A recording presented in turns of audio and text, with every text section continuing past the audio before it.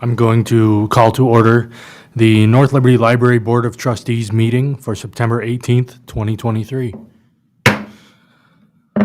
First item on the agenda, do we have any additions or changes to the agenda? Amazing. Perfect. Item number 2, public comment. I see my best friends are out in the audience, which means there's no one. So, well, since there's no one there, we'll do no public comment. Third item on the agenda, approval of minutes for the August meeting. Do I have a motion to approve? One thing, my mom would kill me if I didn't say that my name is misspelled. Oh no, what did I do? It's an O-N-S, Lemons, rather than Samuel. Oh my gosh, I'm sorry. Okay. I will get that But correct. it's only because of my mom. I usually don't care. My mom would like you to know my name is also misspelled. Oh my gosh. Are you an AY? Yeah. I'm sorry. All the best Lindsays are. Did I do like just went 100% last year and my first go this year? All right. All right. So Aside from that. yeah, other than the name changes, do I have I make a motion to approve August minutes. do I have a second? I'll second. All right. The minutes of August are approved. Gotta vote for him first. Did we not just approve them? Don't you just So this, Oh, we motion. Okay. motion to approve? Motion to approve. We did that. Do I have? Do I hear yays to approve? Right. Vote yay. I've read so All in- many Robert's all Rules in of Order. favor? I have no All idea. in favor? All in favor? I Aye. All opposed? All right, the ayes take it. The minutes are approved. Okay. Item number 4, we have board training and staff introductions for marketing and engagement. Here she goes. All right. Well, I did bring some snacks and little souvenirs, so you can help yourself. Yay! Pass the bill. She just skips me. Do you need a Snickers? I'm enjoying it. You'd be like, why are you giving it to me? I don't. Jeez, I'm not getting any brownie points there. You didn't spell any names wrong. Just skip the boss. Yeah. All right. I'm Melanie Harrison. I do library marketing and engagement. And I don't know, I feel like I kind of bring up the same old things when I come to this. But it's super important and there's always new faces. So I always kind of just bring it along and give my little spiel. So I thought today, well, first I started with taking a picture. I try to do that when I come, just as a way that we can promote you guys and thank you for taking your time out to do this for the library and sit on the board. And then the other thing I like to bring up is how you can support the North Liberty Library and other nonprofits or small businesses that you are passionate about or enjoy. And that is through engaging with our social media. Follow, like, interact with us, comment, share. If you know somebody that might like something we're doing, let them know about it. You know, it might send them our way. Sign up for our monthly newsletter. We do have a monthly newsletter. And you can do that by going to our homepage, northlibertylibrary.org, and then going all the way to the bottom, and you can just sign up and get your name added there. We do that just once a month, so we try not to spam you. On occasion, we'll do a special, like, hey, don't forget to turn in your reading logs, or we have this fundraiser going on, but we try not to do that too often. So, and then of course, visit the library, sign up for a library card, come and see us. We love to see you. So those are just ways that you can support us. And then, you know, I several of you have probably heard this multiple times, but I feel like I kind of landed in library marketing when I started at the library. Well, I started as a part-time. Well, I started as a volunteer. Then I was a part-time person, and then I did youth and teen assistant and youth and teen services. And I just had the knack for, like, hey, we need to, like, we can't expect people to come to a program if we're posting a sign with this big a font the day before the program. So it kind of came that people came to me and were like, hey, can you make this sign for my program? Or, hey, can you do this or that? And it became apparent that that was kind of a need in the library to be able to better promote what we have to offer so that people know what's going on. but I always say in that same vein that I'm kind of just I'm learning as I go. So I feel like I'm always flying by the seat of my pants to get things done. And, as marketing is, it kind of feels that way anyways, because things change always. And we want to do all the things, but there's just not enough hours in the days in the weeks. So, yeah, this is. So why do we do why do we market at the library? Well, we do it to bring folks into the library. And then we hope that they learn about what we have to offer. And they want to utilize it, so they get a library card.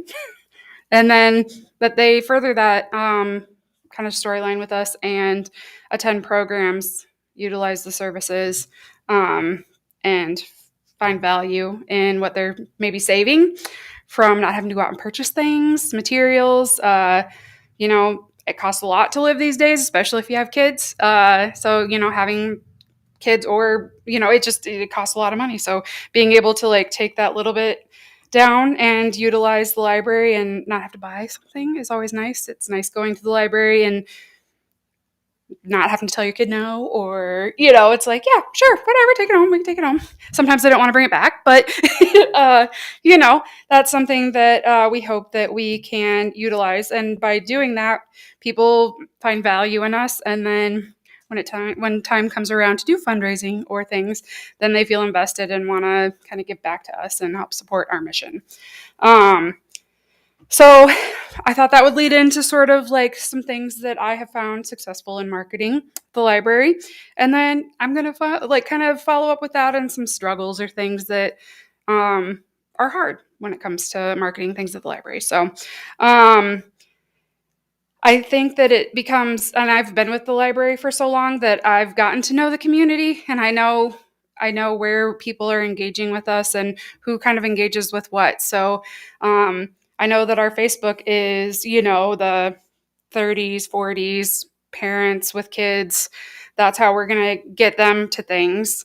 But to put something out there for a 65-year-old patron or older, they're not necessarily going to engage with that as much as other audiences. So we try to steer that kind of content in another direction. So we have found that like email newsletter is a good way to do that. So, and not even a newsletter, it's more just like an email blast that, that people can opt into on the 55 plus connections. And Corey does that every week.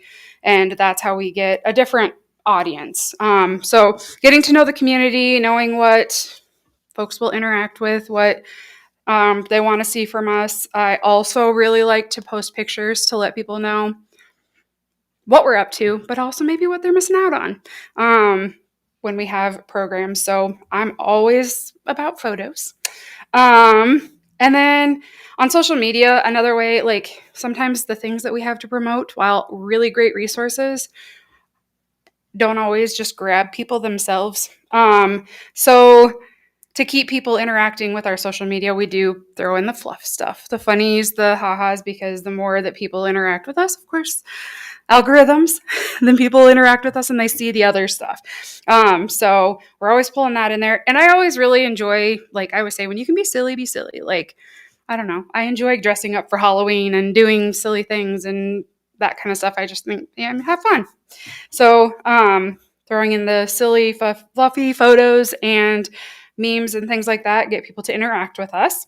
And also making promo videos, something that we have really great being in the community center is, we have multiple departments there, and while they're going to be leaving, it's been great to kind of leverage the support from the community relations department through the city and kind of lean on some of their expertise. So they're always willing to help us make videos and polish it up really nice for us.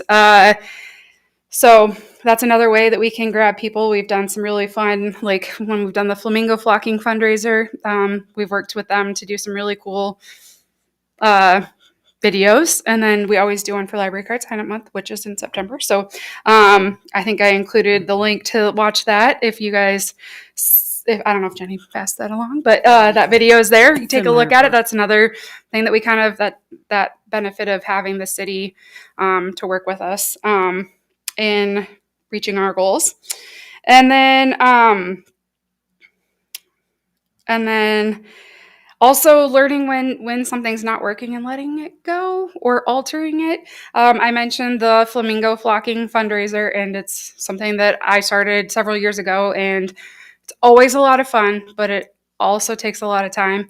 And it seems like a little bit of time, but when you add it up and we started looking at what like we're spending out to do the fundraiser, it didn't add up. Like we really weren't making a whole lot. And so this year we decided, what can we do? What can we do? Because people like the flamingos, but how can we make it and maybe make it so that the library does make something for the endowment fund instead of it kind of being a wash between the hours spent doing it. And so we ended up doing we had little like paper flamingos in the library, and every $200 we sold. No, I'm trying to remember. $100 that we sold. We brought out one of our plastic ones, so it was flock the library instead. So, and we met our goal. You know, I just wanted our goal to be what we had made in the past, and we met that goal. And the effort put behind it was a lot less. And so sometimes it's learning that we can try something else, and if that trying something else doesn't work, then maybe it's time to let it go and work on the next idea, I think fun you thing might to have do. exceeded your goal. I don't remember. We did But, really well. so also, you know, successful marketing is also knowing that you can let things go, even if it's something you've always done. That, you know, you don't need to just keep trugging along with something because you're passionate about it. But we'll try that again next year and see if it keeps going. And if not, we'll work on the next thing. And then, of course, struggles. You know, there's always struggles. One is that there's so many social media platforms. You know, everybody, like I mentioned, gets their content from different places. And while we would love to do it all, we can't do it all. You know, during COVID, when we were closed down, we started a TikTok account and had lots of fun, but we also had way more time to come up with the ideas and film the content and edit the videos and do all the things. And I beat myself up because it's like, oh, we started this thing and now we just don't, again, we aren't maintaining it. And it's okay to let things go. And there might be libraries out there who have that ability, or the folks who are just really quick at it and like can do it. And that's great. But it also doesn't mean it has to be with us. So that is something that I struggle with, is like letting something go that we were so excited about.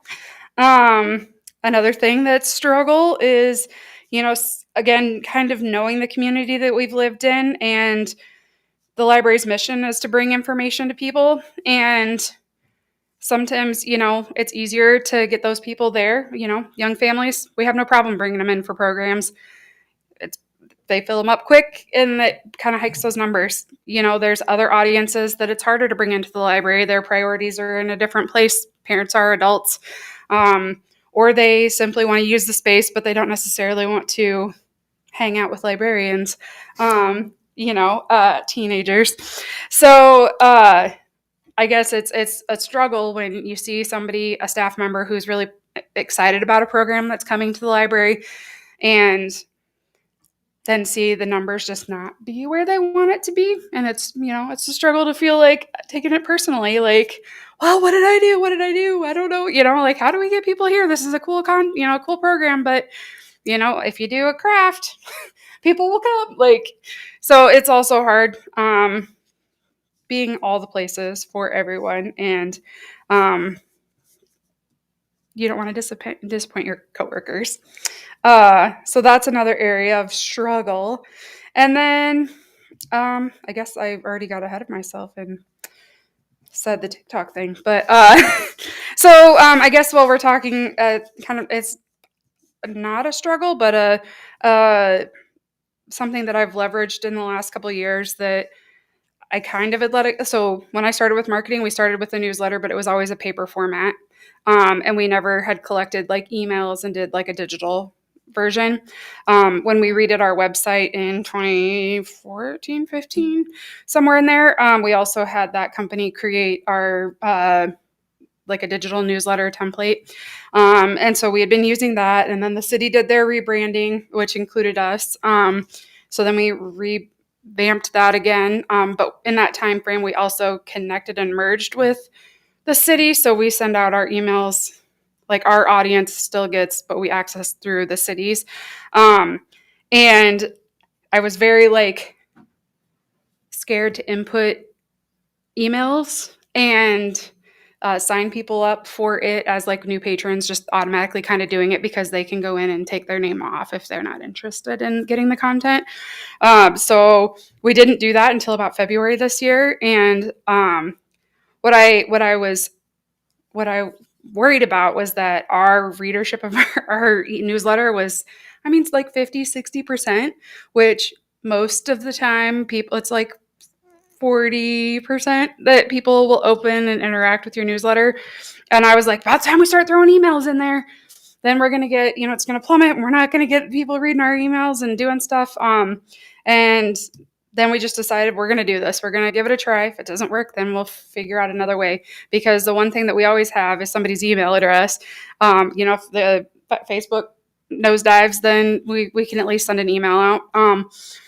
So back in February, we just started inputting new patrons' emails into our system and updating it. And we took our newsletter audience from 375 to in September when we sent it out, it was 1,355 people on that. So that's just adding in new patrons through the month, each month. And to my surprise, our click rates did not go down. They've stayed about the same. And depending on what or open rates, depending on what it is, sometimes it's been even a little higher. So I guess trying something new or something that you're nervous about, because I was like, oh, people don't read emails. They do, and it's always something we can send out. So that's kind of something I've been happy about, a project that we've been working on. So Can I ask a question on that quick? Yeah. So you guys didn't go back to like current or previous patrons and put theirs in. Mm-mm. Do you have any sort of plan? Is that in the plans, or are you going to stay away from doing that?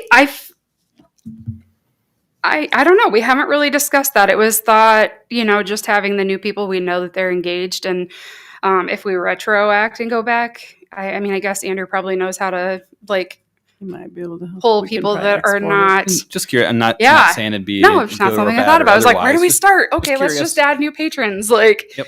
and have them get our information. And in our newsletter, we try to just do an intro and highlight a few things that we have coming up in the month. And then I always try to highlight one of our resources, and if there's any other special fundraising opportunities or the book sale, or if we're looking for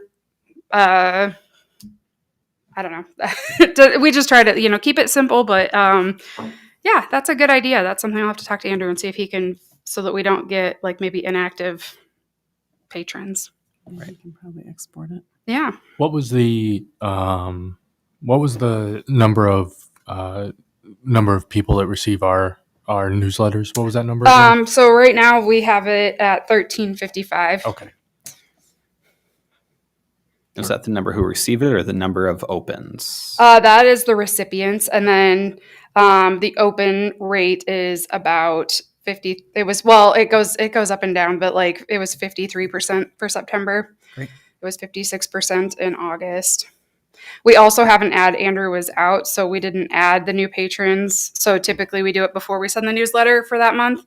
But Andrew was out, and then it was time to send the newsletter out. So we'll get those caught up for the October newsletter with the September and October. Yeah. August and September numbers. So, yeah. Does the number of opens usually hover around that 50% mark? Yeah. Give or take a Yep. couple percent? Yeah, I would say in the last year, there was one time that it was 48%, and that was like a special. We did the Flock to the Library one.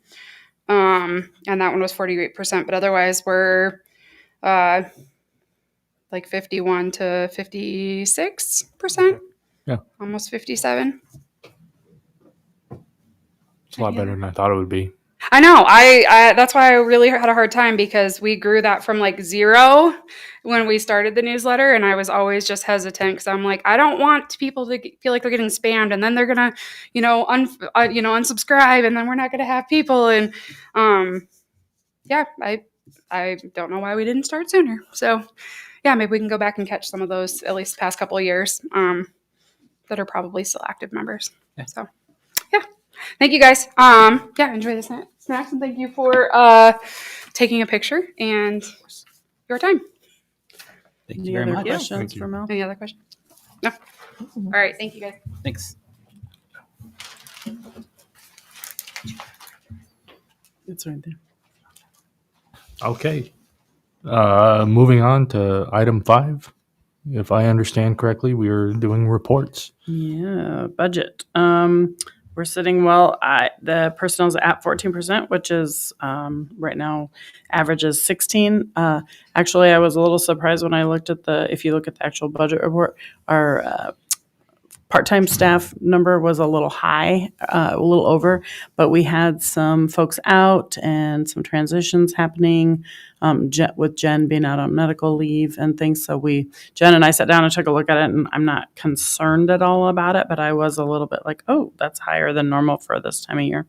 So that was due to absences with full-time Partly, staff. So, and yeah. filling in, like, because we had the transition when Aaron left and Kayla wasn't on yet, so we were trying to fill in with some part-timers to make sure we had enough folks in the library to cover all of our open hours and things. Other than that, everything is sitting well. We're at total is at 14%. Like I said, the average is 16, so we're a little below average for this time of year. And as always, as I repeat every time, you'll notice the like our contracts are where we're highest, and that's because we load those down right in July. We start paying some of those in full, so those numbers tend to bounce way up.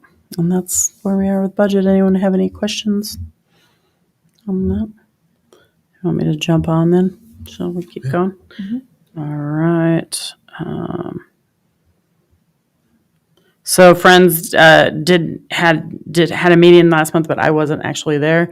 But they just were planning for the book sale, which is coming up this week, as we mentioned before we started. So the book sale starts on Wednesday and ends on Saturday.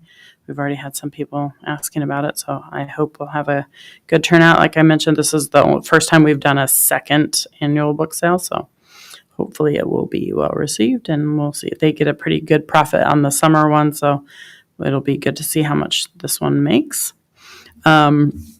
And then just as far as we are still working on hiring 2 new staff people for library assistant 1 positions. We had some really, really good applications. We had a lot of applications. I didn't even count them all.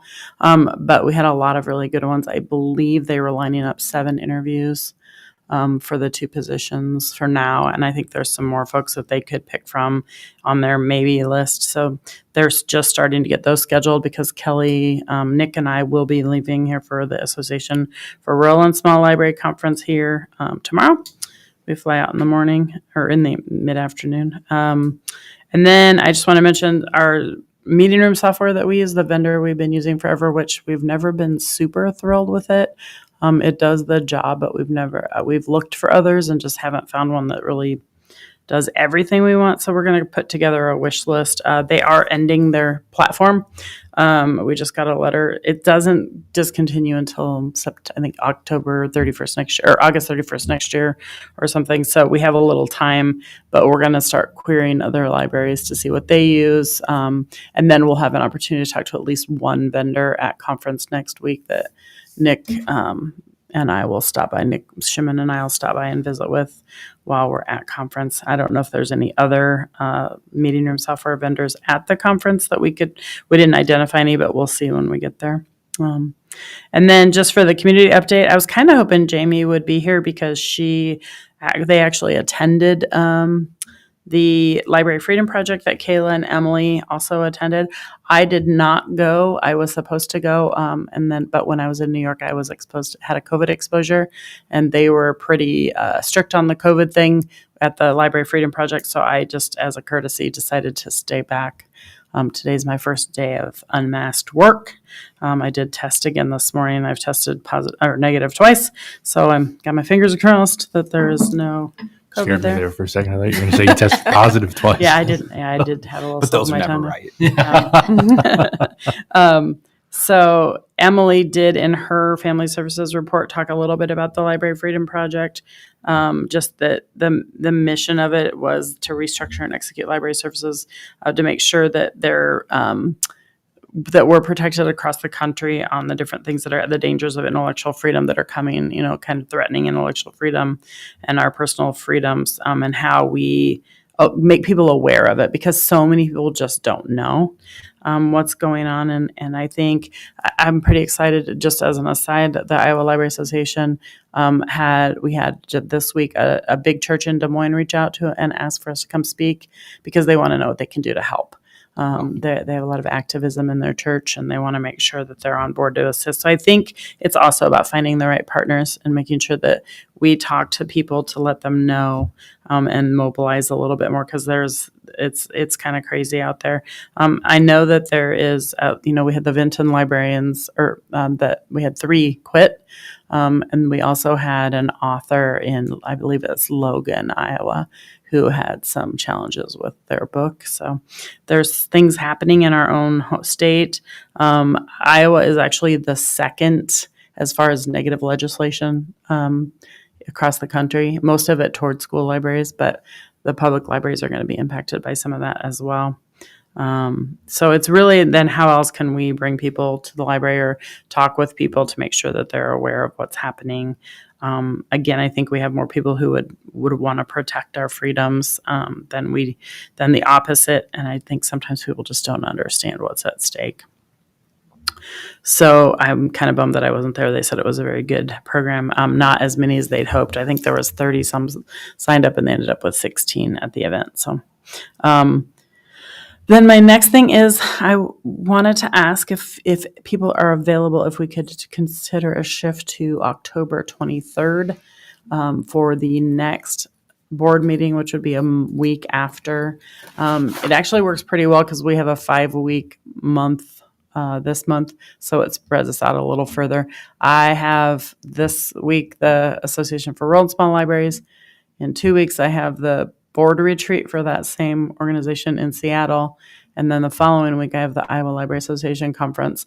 And then our board meeting is the next day, which leaves me like a day and a half to get all of the board packet together and my report done and all the things. So I'm hoping that shift will not only ensure that I have all that stuff done, but also give us a little more time in between meetings, if that works for everyone.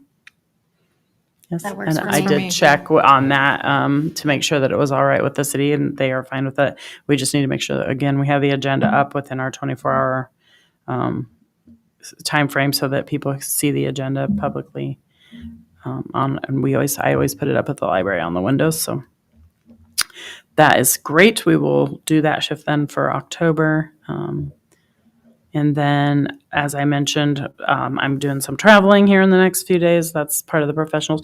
And then last week I was at the New York City Public Library for the IMLS, which is the Institute of Museum and Library Services convening. That was the second convening. The first one was in 2022, March of 22 in Washington, D.C.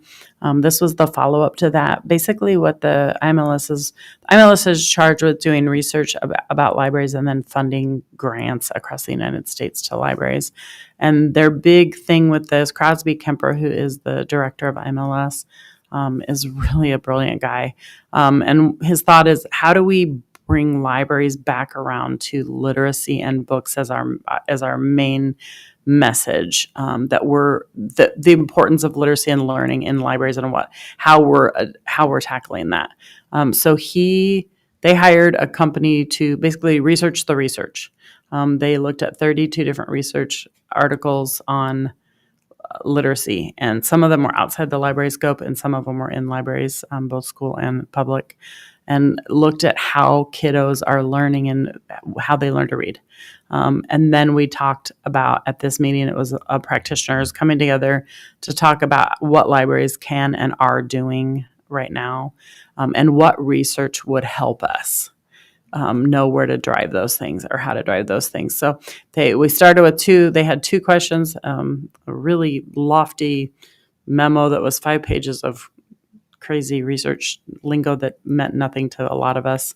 But basically, when we came down to the thing, at the first small group that I was in, we basically told them that they had the wrong questions.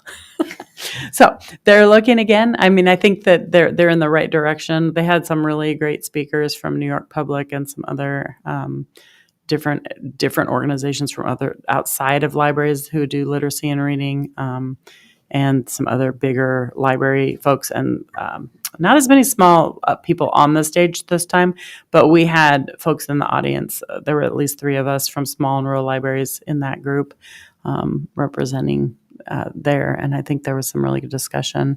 And I had some really good discussion with Crosby after the meeting about how in tune small libraries are with their communities, in a different way than maybe large libraries are.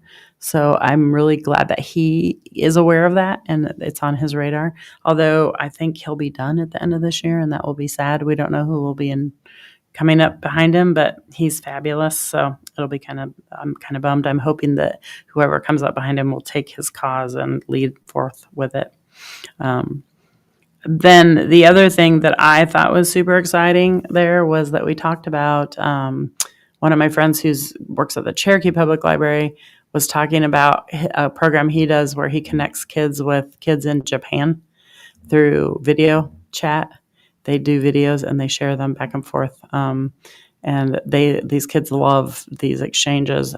So then we started talking about, could we do something like that with rural and urban? Because there's so many kids, both in urban settings and rural settings, who never leave their towns or their area where they live. And so we just started talking about that could look like. And now I've been in like 3 different meetings, completely different groups of people talking about the same basic concept. And I'm really excited to see where it might go. I've got more meetings coming up about kind of other things, but this is one of the topics that I've been bringing up. And we have some different ideas now about where we could take it. So more to come on that. I just thought I would share it because I'm super stoked about it. And then just staff reports, which you guys, I assume, took a chance to read. If you have any questions, let me know. I don't think, besides the Library Freedom project that I had, it is Library Card Sign Up Month. Melanie talked a little bit about that. They're doing some really fun programs along with that throughout the month. And they did a fun video. So if you haven't had a chance to see the video, it's pretty cute. And then there is a costume exchange coming up too. They have our workroom is crazy. It looks like a small store back there. We've got dozens of costumes for all ages. And so she's got it all set up for folks to be able to come in the weekend of September 29th and look through them. I think or maybe it starts that weekend before and goes through. And then anything left will be donated to the food and clothing pantry, so they'll have that. They did a watch party last weekend. I just want to point this out too because they had 1,300 people attend that event. How awesome is that? It's at Colony, right? Yeah. That's awesome. Yeah, so that was a great program. And other than that, I don't really have anything. I mean, it's all. Andrew's got some really cool statistics in there about circulation. We are just wrapping up our annual report for the state. So next month, I'll have some numbers to share from that. And then Melanie will pull together over the next month or so the community report as well. And that's all I have for you today. When does how soon are we invited to, how soon is the library invited to go speak in Des Moines? Do you know when that's happening? For the legislative day, that'll in March typically is when we go. I will keep you posted if you're interested in coming. We would love to have. Perfect. Would love to have board members come along on that. Great. Awesome. All right. Okay. Moving on to item number 6. Got to break out my Roman numeral reading here. We have the policy review. So let's start with the collection development policy. Yeah, there are not a bunch of changes here. Just a couple. Most of it was grammatical things, and trying to make it so that you'll see that library is capitalized in some spaces and lowercase in other spots. I really try to think about it as if would plug in North Liberty Library specific.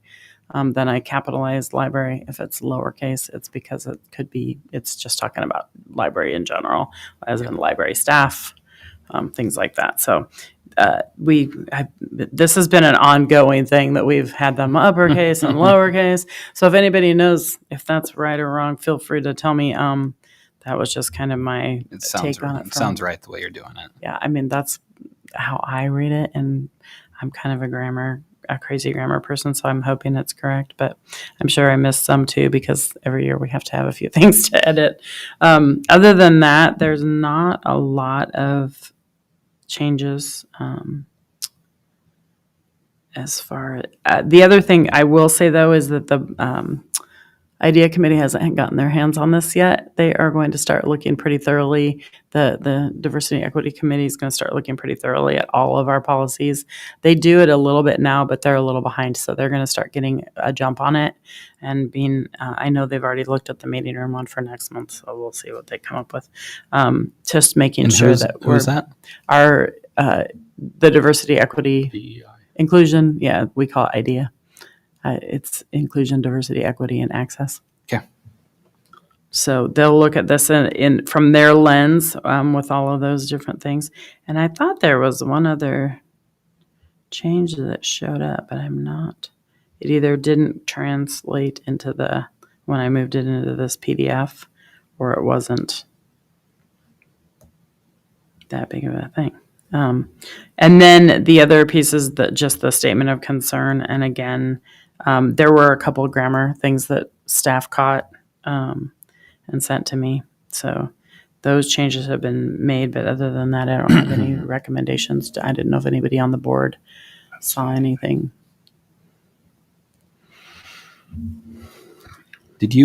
Has it always had the self or dependent child on there? I felt like it used to ask if they represented themselves or a group. Maybe that is the change that was on from this new one. That's the only thing that I picked up on, but I wasn't so sure. what we're trying to get away from is allowing that type of group representation. Yep, and that's what I thought. So I was just making sure. Maybe that was a shift that it did. I don't know why the tracking sometimes doesn't show up when I save it in the PDF format. And my PDF maker will not let me insert anything that's not a PDF right now. It's struggling, and Chris, our IT guy, has looked at it, cannot figure out why it's not working. But so I have a little bit of fights with my PDF stuff right now. But yes, I think you are right. You're correct, Brady. We had group on there before. That was one of the things that was recommended to take off. I like that you had a dependent child. Yeah. That's good. And then, of course, the notes section is where we had changed it earlier in the year to say that we're going to, once we've decided on a resource or you guys have made a decision, that they will stand for 10 years. I know that there are some libraries who are removing even the board from it and just saying the director will make the decision. I kind of went around about that, and I decided I didn't think that was the approach that I think we should have here. I think it's important to have the folks you guys are representing the community. So I think it's good to have you involved. If it comes down to it, we've never had anyone. Yeah, everybody. I'm going to stop there. Anyway, so that's all I have on those. Okay. Unless you guys have other recommendations. Okay. Let's go. Any old business? So you got to approve. Oh, I do? Golly. No, you'll get it. It takes a little bit. This is the first. My dad texted me he tried quizzing me about the Robert's Rules of Order. We're pretty informal as far as it made me feel like I was back in high school, and he was asking me questions about a chemistry test that I wasn't going to do well on anyways. Okay, so Can I make a motion to approve both? Yeah. The collection development policy and the statement of concern form. I'll second the motion. Okay, we'll take a vote. Yays?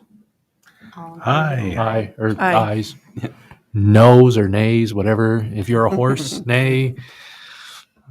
No nays, it's approved. Excellent. I did that right. One less thing my wife will yell at me about. Any old business? Can I move on to old business now? Are we good? Anybody? Any old business? No old business? Any old business? Any new business? Did you want to bring up? New business. I already wrote none. Sorry, no, I can go back. It can be an Just joking. acronym. I was just joking. New business. I think one thing I would like to do, and I talked to Ms. Gardner about this, is at our October board meeting, I'd like to recognize the four individuals that helped with the mural in the library. One of them is a student where I work, so I think it'd be kind of cool if we got them and their families here and gave them some sort of acknowledgement of what they did, rather than just a article in the newspaper. So something tangible that they can have, and we can put their picture. And I think that would kind of help with our community engagement. That's just an idea that I I had. like It's that. really Yeah. fun. I asked Nice. the marketing team to create a certificate, and then I asked them if they could potentially take a picture of the mural and create some sort of a memorabilia piece. Like, Mhm. I haven't talked to him again about it, but Jen brought up even maybe make it into like a little small canvas. Yeah. Mhm. Yeah. I mean, you can get Yeah. those canvases made. Yeah, anywhere. yeah. So I will talk with them It's a great tomorrow. idea. Danny wasn't there today, but That- I know Mel said that Danny is working on the certificate, so I thought we could I'd talk with them about doing that, so you guys could give them something. Perfect. Yeah, love it. Nice. Okay. Anything else? Anybody have anything? All right, I'm gonna mess this one up too. I promise. Do I have a motion to adjourn? I'll make a motion to adjourn. Do I have a second? I'll second that.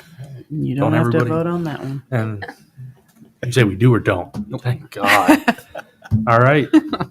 Motion is adjourned for the Excellent. meeting.